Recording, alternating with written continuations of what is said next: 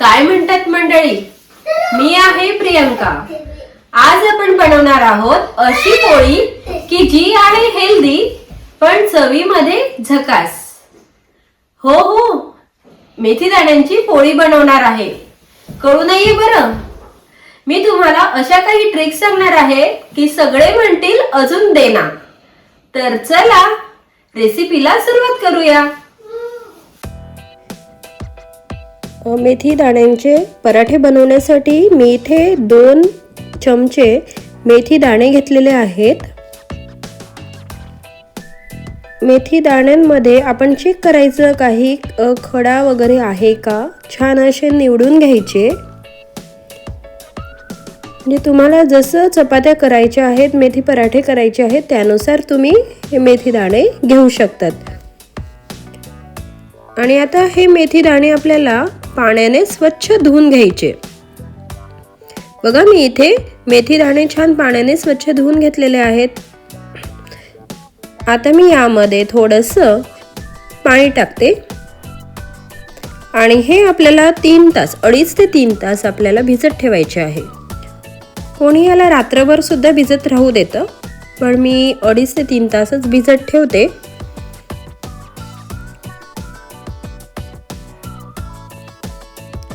आणि आता 3 तासानंतर मी याचं हे पाणी काढून घेते.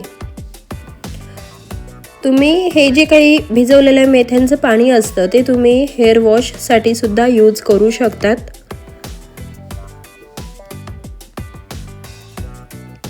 किंवा तुम्ही पिऊ सुद्धा शकतात ते पाणी. आणि आता त्या मेथी दाण्यांची मी छान मिक्सरमध्ये अशी पेस्ट करून घेतली. अगदी बारीक पण नाही, थोडंसं असं जाडसर ठेवलेलं आहे. थोडं टेक्स्चर राहिलं तर मजा येते. आणि आता आपण पीठ मळूया. पीठ मळण्यासाठी मी इथे गव्हाचं पीठ घेतलेलं आहे. आता चपात्या आपल्याला किती करायच्या त्यानुसार आपण इथे गव्हाचं पीठ घ्यायचं.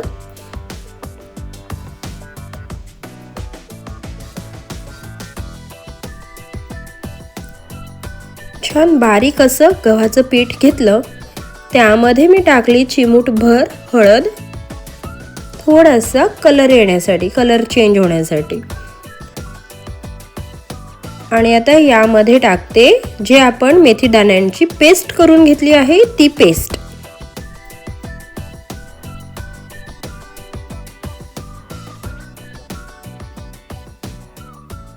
ही पेस्ट मी या गव्हाच्या पिठामध्ये टाकते. तुम्हाला हवं तर तुम्ही यामध्ये तिखट किंवा मिरची वगैरे पण टाकू शकतात. आणि मी इथं चवीनुसार मीठ टाकते. मी तिखट मिरची वगैरे काही टाकलेलं नाहीये.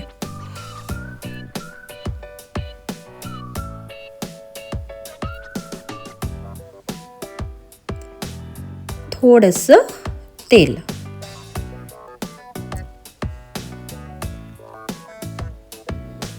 आणि आता आपण जसं चपातीसाठी कणिक मळतो त्याप्रमाणेच आपल्याला हे पराठ्यांचं पीठ सुद्धा छान असं मळून घ्यायचं आहे. अगदी घट्ट पण नाही आणि असं जास्त सॉफ्ट पण नाही. आधी मी पीठ मळण्याच्या आधी मी बघा काय करते, मी जे काही हळद टाकली आहे, मीठ टाकलं आहे, जे काही मेथी दाण्यांचं पेस्ट टाकलेली आहे, हे सगळं मी एकजीव करते. म्हणजेच पूर्ण हे त्या गव्हाच्या पिठामध्ये छान मिक्स होईल. आणि प्रत्येक पोळीमध्ये म्हणजेच पराठ्यामध्ये आपल्याला मेथी दाण्यांची टेस्ट लागेल म्हणून मी हे सगळं एकजीव करून घेते.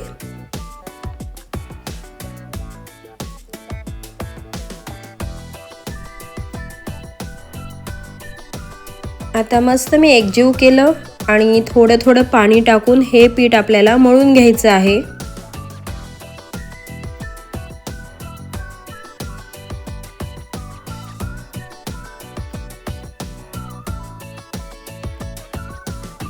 बघा मी अशा पद्धतीने हे पीठ मळून घेतलं.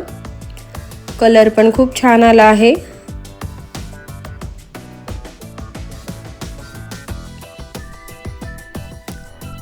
थोडंसं याला 5-1 मिनटं आपण साईडला ठेवू शकतो, ठेवायचं, म्हणजेच आपल्या चपात्या अजून नरम येतात. आणि जोपर्यंत पीठ छान असं मुरतं आहे तोपर्यंत आपण त्यासोबत खाण्याच्या चटणीची तयारी करून घेऊया. तर चटणीसाठी मी इथे थोडेफार शेंगदाणे घेते आणि शेंगदाणे मस्त असे खरपूस भाजून घेते.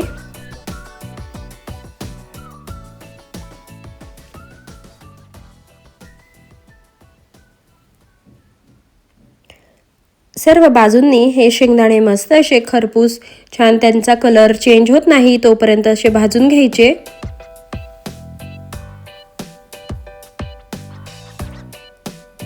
शेंगदाणे पण मस्त भाजून झालेत. आता मी हे एका प्लेटमध्ये काढून घेते. त्यानंतर आपल्याला चटणीमध्ये चवीनुसार मिरची टाकायची आहे. तर मी इथे काही 5-6 हिरव्या मिरच्या घेतल्यात. तुम्ही चवीनुसार घेऊ शकतात किंवा यातून थोडी कमी पण करू शकतात. तर या मिरच्या सुद्धा आपण ह्या भाजून घ्यायच्या आहेत.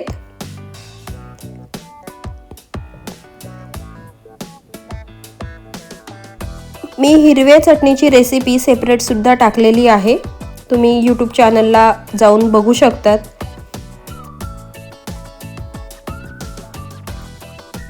ही चटणी मस्त खायला खूप छान लागते. आता मिरच्या पण मी भाजून घेतल्या, एका प्लेटमध्ये काढून घेतल्या.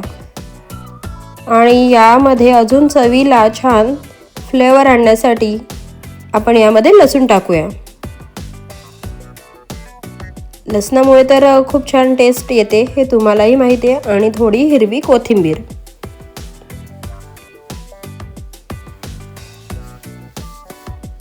आणि आता हे आपण मिक्सरच्या भांड्यामध्ये बारीक असं वाटून घेऊ. तर यामध्ये आपल्याला अजून चवीनुसार मीठ घालायचं आहे. तर मी यात चवीनुसार मीठ टाकलं.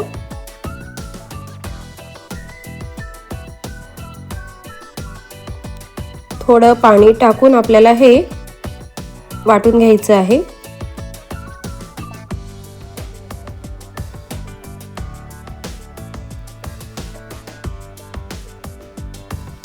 ही चटणी तुम्ही इडली सोबत पण खाऊ शकतात, कुठल्याही पराठ्यासोबत ही चटणी खाऊ शकतात. तुम्ही बघा, ही छान चटणी मी इथं वाटून घेतली आहे. त्याचं टेक्स्चर पण खूप सुंदर आहे, दिसायलाही खूप सुंदर दिसते आणि चवीला तर खूपच सुंदर लागते. तुम्ही नक्की ट्राय करा. आणि आता आपली चटणी तर तयार झालेली आहे. आता आपण जे काही पीठ मळलं आहे त्याचे आपण पराठे करून घेऊया. पीठ छान आपलं मुरलेलं आहे. तर थोडंसं हाताला मी ऑइल लावलं, म्हणजेच आपलं जे पीठ आहे ते हाताला चिटकणार नाही. आणि त्या पिठाचे छान मी असे छोटे छोटे उंडे करते. जशी तुम्हाला चपाती पराठा हवा आहे त्या साईजचा तुम्ही उंडा करायचा. मी आधी उंडे बनवून घेते, म्हणजे आपला तेवढा टाइम पण वाचतो.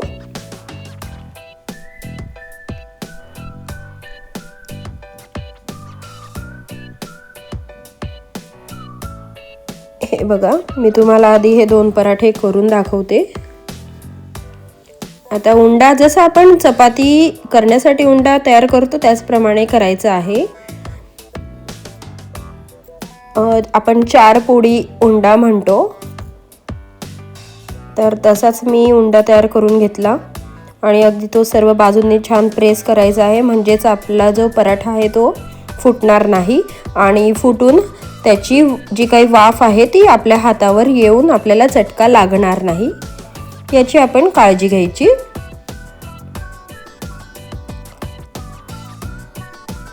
मी बघा असे आधी सगळेच उंडे करून घेतले, म्हणजेच आपला टाइम वाचेल आणि पटापट होईल.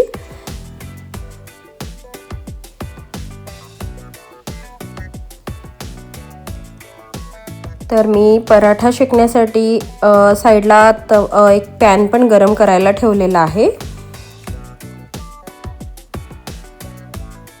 आणि आता आपण पराठा लाटून घेऊ.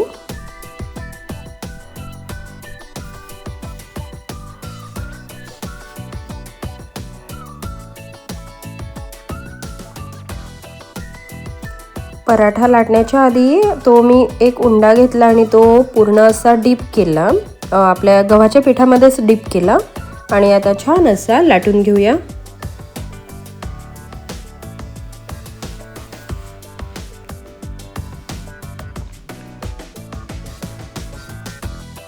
आपला पराठा हा असं नाही की गोलच यायला पाहिजे, छान असा थोडासा आकार त्याचा इकडे तिकडे झाला तरी चालतो, कारण की पराठ्याला आकारच नसतो.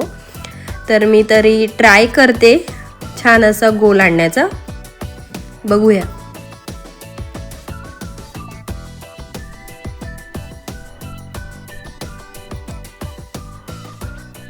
बघा इथे मस्त मी असा छान पराठा लाटून घेतला.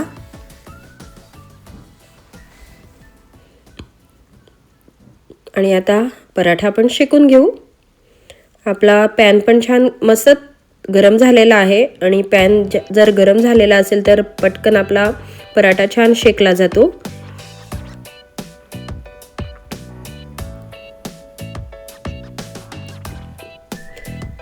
आपण चपाती शेकतो त्याचप्रमाणे पराठा शेकून घ्यायचा.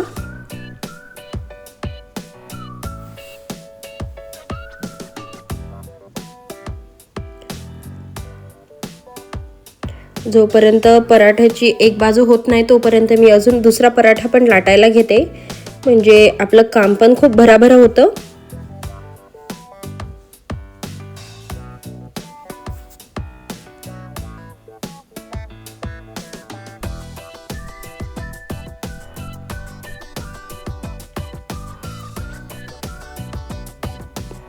सेम तसाच पराठा लाटते. सगळे पराठे अगदी तसेच लाटायचे आहे. आता हा पराठा आपण पलटी करून घेऊया.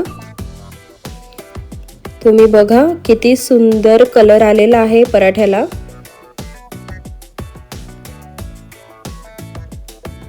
तुम्ही याला वरतून तेल सुद्धा लावू शकतात, पण मी तेल लावलेलं नाहीये.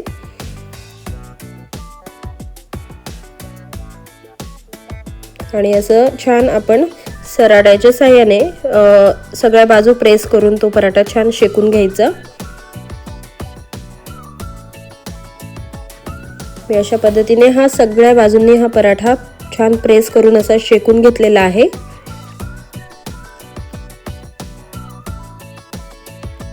बघा दुसरी साइड पण छान शेकली गेली आहे.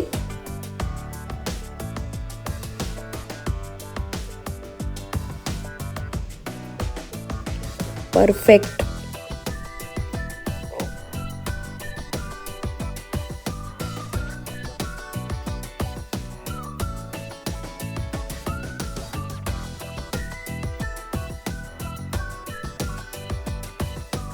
आता हा पराठा आपला शेकून झाला. मी एका प्लेटमध्ये काढून घेते.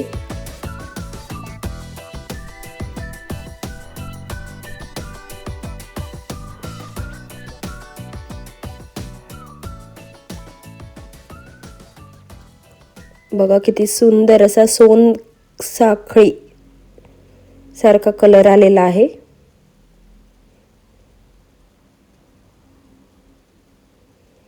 आणि दुसरा पराठा पण मी सेम तसाच शेकून घेते.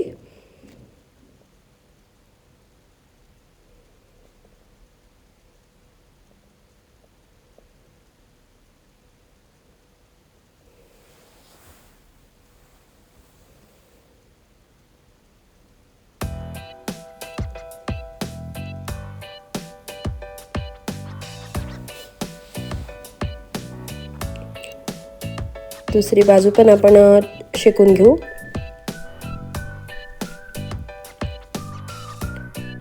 बघा इथे छान मी असे सगळे पराठे तयार करून घेतलेत. खूप छान असे सॉफ्ट, मस्त क्रिस्पी आणि चवीला खूप छान असे पराठे आहेत. आणि आता हे आपण सर्व करूया.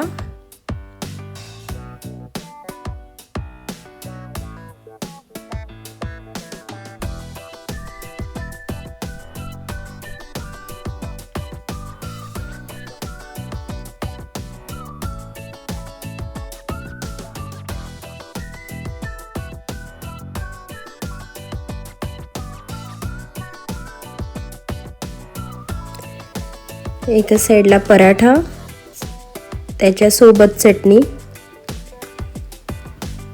तुम्ही हा पराठा सॉस सोबत पण खाऊ शकतात, पण ह्या चटणीसोबत खूप छान लागतो. आणि चटणीवर वरतून कच्चं तेल. आहा, खूप सुंदर. आणि तसंच एका वाटीमध्ये मस्त पालकाचं सूप, एकदम टेस्टी. आणि तोंडी लावायला कांदा तर पाहिजेच.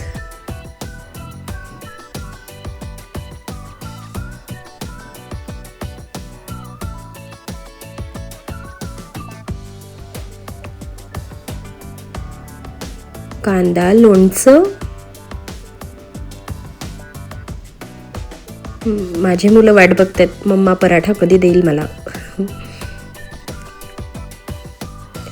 आणि उडदाचं पापड. किती छान बेत आहे ना.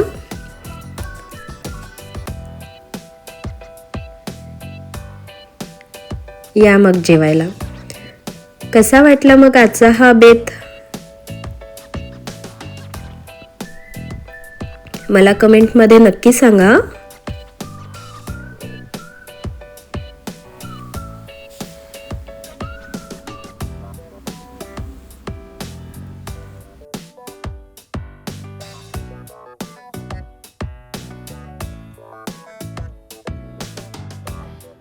आता आपण या व्हिडिओमध्ये मेथी दाण्यांचे अख्खे दाणे यूज करून ह्या पोळ्या बनवल्या आहेत. जर तुम्हाला वाटलं की कडू वगैरे लागते तर तुम्ही नेक्स्ट टाइम त्या मेथी दाण्यांचं पीठ सुद्धा बनवून आणू शकतात. बाहेर कुठल्याही गिरणीवर मेथी दाण्यांचं पीठ बनवून मिळतं, तर तुम्ही तशा पद्धतीने पण करू शकतात. आणि आपण हे दाणे आधी भिजवून ठेवले होते, त्यामुळे त्यातला जो कडवूपणा आहे तो निघून जातो, म्हणून ती पोळी कडू लागत नाही सहसा. तर तुम्ही पण ही रेसिपी नक्की ट्राय करा. आणि आजचा हा व्हिडिओ तुम्हाला आवडला असेल तर लाईक करायला विसरू नका, शेअर करा. आणि हो, तुम्ही मेथी दाणे अजून कशासाठी यूज करतात हे मला कमेंट मध्ये नक्की सांगा. आणि जर चॅनलला सबस्क्राईब केलं नसेल तर सबस्क्राईब नक्की करा. जर सबस्क्राईब नाही केलं तर दुसरी पोळी मिळणार नाही बरं. तर चला पुढच्या रेसिपीला भेटूया. तोपर्यंत चविष्ट खा आणि निरोगी राहा.